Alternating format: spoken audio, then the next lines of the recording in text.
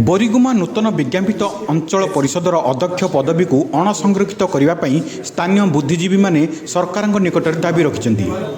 एने 20 जनिया प्रतिनिधि मंडली कोरापुट जिलापाल उद्देश्य एक प्रस्ताव पत्र अतिरिक्त जिलापाल तपन नायक प्रदान कर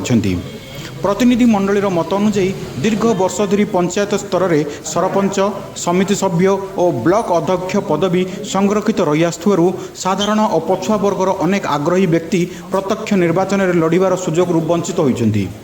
तेबे चलित जुलाई 15 रे बोरीगुमा एनएसी अध्यक्ष पदवी को आदिवासी महिलां संरक्षण नहीं सरकारी विज्ञप्ति प्रकाश पाया पर विभिन्न संगठन मध्य असंतोष सृष्टि होइछि।